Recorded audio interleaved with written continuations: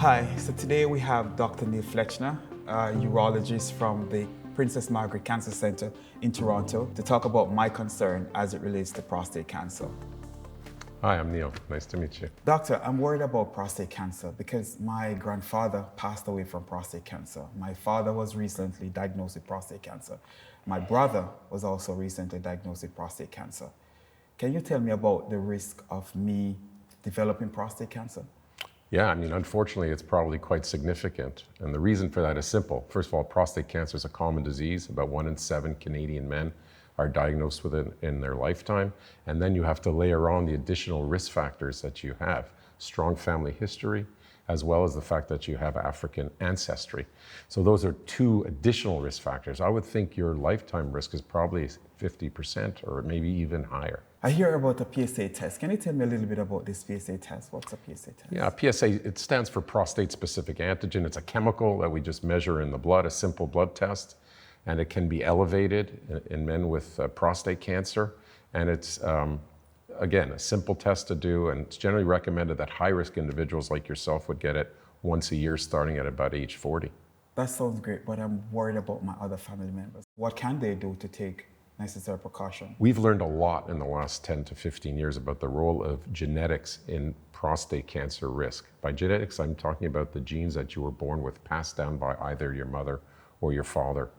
And in this case, probably the best place to start would be to do a genetic panel in one of the affected individuals, like your brother or your father, to see if they actually have the gene, and then we can go from there. But if their samples are unavailable, it's very simple to do. It's a saliva or blood test. We usually get the results in 6 to 8 weeks, and we could test for a panel of these known genes that may be the reason that you're at higher risk. I would say, though, even if you test a negative, you should still get tested because there's still a lot we don't understand about risk. So is there actual cost to this genetic testing? Actually, there is no cost for genetic testing in most provinces in Canada. OHIP, for example, or equivalents in other provinces would generally cover it as long as you fulfill the appropriate criteria. In your case, you would.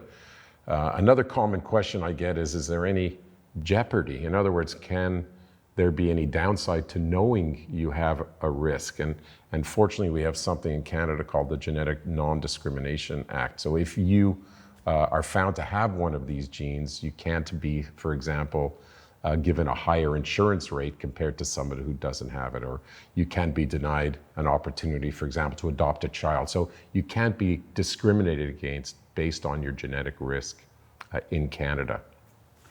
Thank you so much, Doctor. I feel a little bit lighter today that I have this conversation with you because it gives me more knowledge that I didn't have before walking inside here today. Now I have more knowledge that I can actually go and educate those around me. So thank you so much. Pleasure.